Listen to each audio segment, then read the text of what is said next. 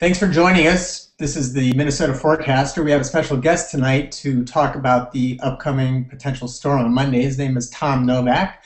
Regular followers of the blog are no doubt familiar with him. Tom, thanks for taking the time to join us this evening. Well, thank you, Bill. I'm excited to be your first client ever, I guess, All in right. this broadcast, so this should be fun. Okay. Great. Well, I should have switched over. This is Tom right here, in case nobody saw. Um, Hello, everybody.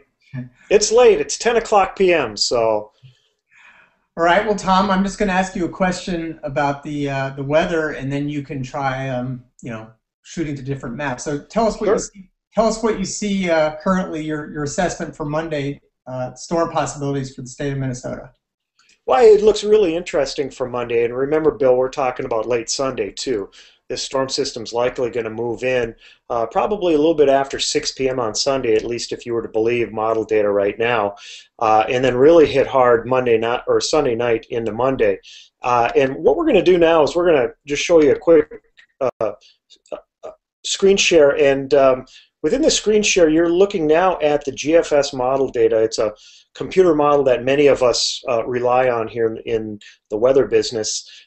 And we're looking at the jet stream. This is at 300 millibar level. And what we're always looking for when it comes to storm systems is a buckle in the jet stream. And you can see that buckle developing on Sunday evening. This is at about 7 p.m., Bill. And take a look at how that jet stream is dipping south into the Colorado Rockies. And then it starts to push northeast. The winds start to push northeast into Minnesota. And in between these two strong jet stream wind maxes is what we call these yellow and red areas. In between is Minnesota, and that's where a significant amount of lift develops, and quite often strong storm systems will develop in that buckle, on the nose of that buckle, and then in between the two jet maxes of the jet stream. That's an area of diffluence that's indicative of what could be a monster storm system Sunday night into Monday. And what's really great about this storm system, Bill, is that even though it's March, we're likely not going to have a problem with cold air, because look at Sunday evening. This is the temperature map at 850 millibars, and you can clearly see a large reservoir of cold air. This is bitter cold Arctic air over Canada. That's where the reds and the yellows and the orange colors are indicative of temperatures in the minus 20 to minus 30 Celsius below zero. That's some very cold air for March standards, and that cold air seeps all the way south into northern Minnesota, even southern Minnesota, where we will have at least temperatures supporting the development of snow. I don't see much of a problem with ice or rain with this storm. It should be mostly snow as that cold air continues to seep in to the region by Tuesday morning. This is the map for Tuesday morning, and look at how the Arctic air opens up and flows right into Minnesota behind this storm system. So should be something real fun to watch, Bill. Yep. Tom, a question for you is, if you think it's all going to be in the form of snow, does the heaviest snow tend to fall, closest to the area where it is almost rain? In other words, you've got the rain, freezing rain, sleet, and then snow. Does the heaviest snow typically occur just beyond where it's liquid precipitation? It typically does, Bill, but there are certain circumstances,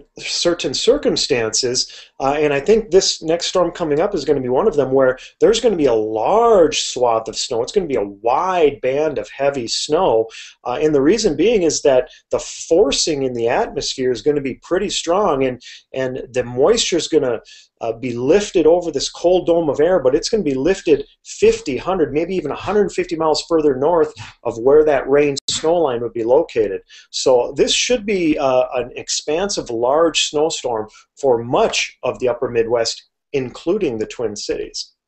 So this is not a case of where there are rapid declines in precipitation amounts over short distances. This will be more of a general large snowfall in your estimation. Right. In my estimation, I think that's going to be correct. In fact, let's just try to verify it with the GFS model again. Now, Granted, this is just one computer model, but most of the medium-range computer models are showing the same thing, and that's a significant amount of moisture with this storm system. And you can see it right here, Bill.